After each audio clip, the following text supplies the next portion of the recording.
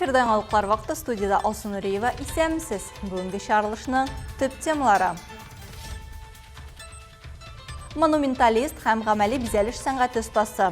Бөгелмә районында күренекле рәссам Дифак Рәхмәти күргәзмәсе ачылды. Чит илдәге алкышлар. Кадим Әлмәт ансамбле Истанбулда яңа программа белән чыгыш ясады. Көйләрдә сызылып ята. Әлмәттә татар халкының мирасына багышланган концерт узды.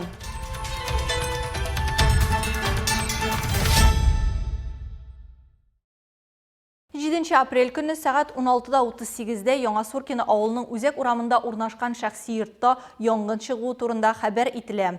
Утны сүндерү эшләре ахырына кадәр ут бөтен йортны, шулай ук аның ян кырмасын тулысынча юк итә.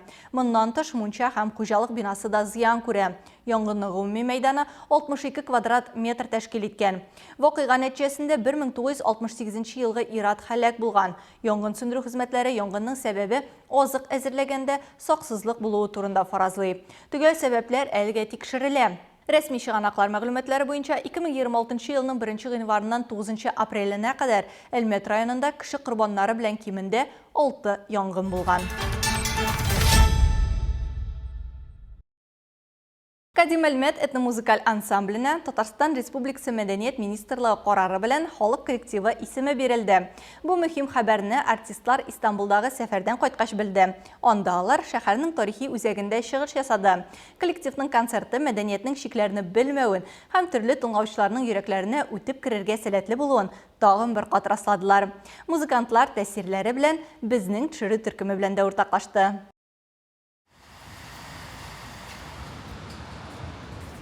Кадим Әлмәт Али Эмери Әфәнди мәдәни үзәгендә узган Нәүрүз бәйрәменә багышланган фестивальдә катнашты. Бер сәхнәгә төрки дөньяның иң яхшы музыкаль коллективлары җыела. Татарстан кунаклары кичәнең хедлайнеры була.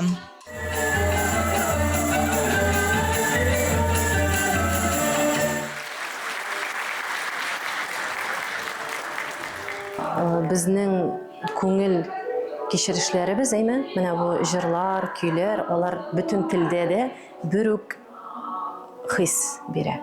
Шуңа күрә ондагы халык дибезме, мондагы халык дибезме, ул бер үк кичерешләр, эмоциялар бер үк була. Шуңа күрә инде халык безне бик җылы кабул итте. Бик матур булды безнең, Аллага шөкер, чыгышларыбыз.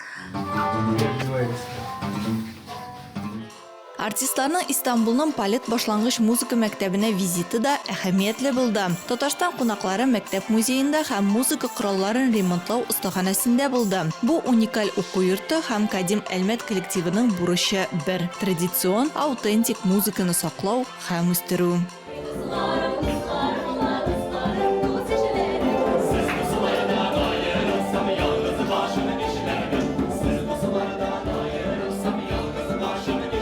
Коллектив еш талантлар һәм педагоглар алдында чыгыш ясады. Мне понравилось то, что вот когда наш оркестр играет, дети же сами тоже музыканты, и они сидят и на стульчик. Вот, это мне тоже понравилось. Чыгыштан соң традиция буенча бүләкләр белән алмаштылар. У нас уже стало доброй традицией. В прошлый раз мы вам подарили колкубыс, если помните, а на этот раз думбра. Это делается в Альметьевске, проект компании «Татнефть». Надеюсь, займет достойное место в вашем замечательном музее. Җавап итеп, коллективка традицион милли тынлы уен коралын бүләк иттеләр.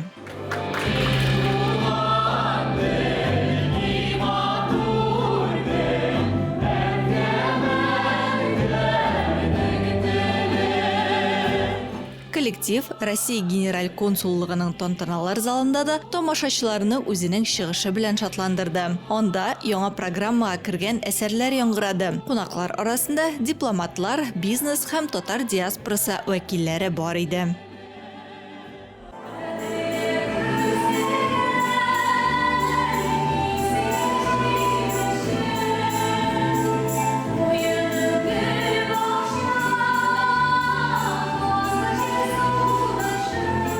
Аутентик инструментларның яңгырашы һәм урта гасырларның соңгы чоры традицияләренә барып тотышкан уникаль башкару манерасы тыңлаучыларны битараф калдырмады. Кичә ансамбль әгъзалары белән 2 сәгатьлек аралашу белән тәмамланды.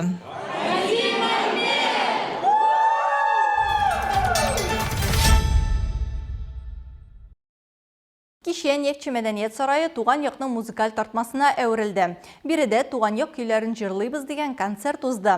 Оештыручы Гөлнара Әхмәдиева бер мәйданчыкта виртуозларны да, дәртле коллективларны да җыйды. Халык иҗаты кичәсен без дә күреп кайттык.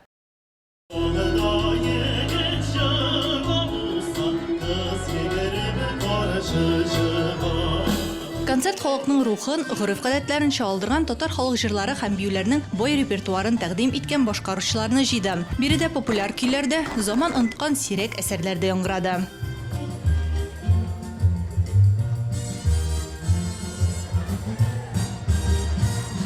Әлеге минутларда без сәхнә ортында биредә олылар да, кешеләр дә бик тырышып әзерләнәләр. Кемнәрдер үзенең биюләрен кабатласа, кемнәрдер җырлар көйлиләр. Аларның максаты бер, бүген үзләренең иң матур чыгышларын күрсәтергә. Ялкын вокаль ансамбле кызлары концертка попури һәм ой булбылым җырларын әзерли. Ансамбльгә 5 елдан артык булса да, әлеге состав әле яңа, күптән түгел генә оешкан. Bu bik mühim dip sanayım. Çünkü hazır biz bu tradisiyalarni, bu özümüzün mirasımızı bizning balalarga ko'rsatmasak, özümüz primer bulmasak, unutulur deb o'ylayman. Шуңа күрә бик мөһим һәм кирәкле чара дип уйлыйм. Оештыручылар сүзләренә караганда, концерт төбәгебезнең бай мәдәниятен популярлаштыруга һәм бигрәк тә үсеп килүче буынны ата-бабаларыбызның мирасы белән таныштыруга юнәлтелгән. Чөнки нәкъ менә музыка, тирән эчтәлекле җырлар һәм дәртле биюләр аша балалар үзләренең кече ватаннарын чын күңелдән яратырга һәм хөрмәт итәргә өйрәнә.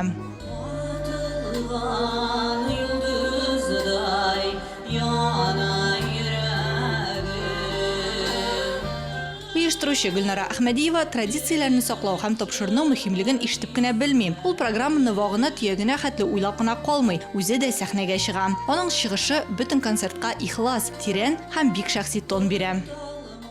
Оештыручының менә безнең төп максатыбыз татар халык җырларын истә тоту, үсеп килүче буынга мәхәббәт тәрбияләү һәм дә инде онытмаска татар халык җырларын.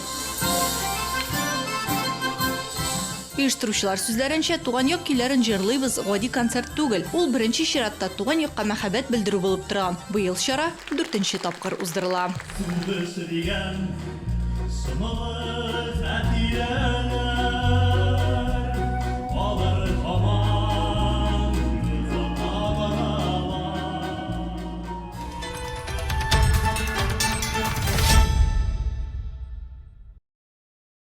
Бөгелмә районының Татар Димскәйе авылының мәдәният йортында күренекле рәссам Дифак Рәхмәти күргәзмәсе ачылды.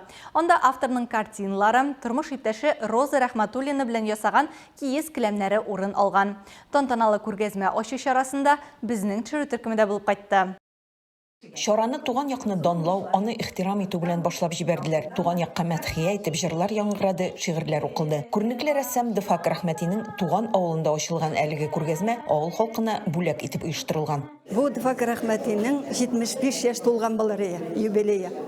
Biz аны үткәрдек мәктәптә, яки ул бәләкәй генә булды. Ә монда зурлап келәмнәр белән уздырасым, кеше ничаклы җыелды. Сезнең өчен дә, минем өчен дә бу бик зур күргәзмә, чөнки туган авылында Дифак Рәхмәтинең күргәзмәсе.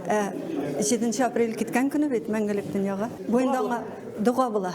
Бик зур дуга була. Татар Димскәй Татарстанның иң биек җирендә урнашкан авыл. Шуңа да аны халык телендә республиканың Швейцариясе дип тә атыйлар. Шушындый матур гүзәл җирдә ничек инде рәссам булмыйсың? Чөнки талантлы кеше бу чиксез илаһи табигатькә үзенең катнашы булган гүзәл тойгы белән аралашудан ләззәтләнә белә бит. Дифак әфәнде белән Роза ханым иҗатларын да биредә башлаганнар. Алар татар халкының милли сәнгатенең югалган төрен, киез келәм ясауны Татарстанда торгызучы кешеләр. Бик горурланып килдем бу иҗат күргәзмәсенә. 1996 елда Бөгелмә шәһәрендә татар гимназиясында Ходиятласының музеен ачкан вакытта нәкъ менә Дифак Рәхмәти белән Роза апа җиң сызганып эшләделәр. Ходиятласы фонды үзенең тирән ихтирамын һәм рәхмәт хисләрен белдерергә дип бүгенге менә бу тантаналы иҗат күргәзмәсенең ачылуына килде. Әлбәттә, бу безнең төрки халыкларга хас булган ижад, сәнгать, бу сәнгать, ижад югаларга тиеш түгел.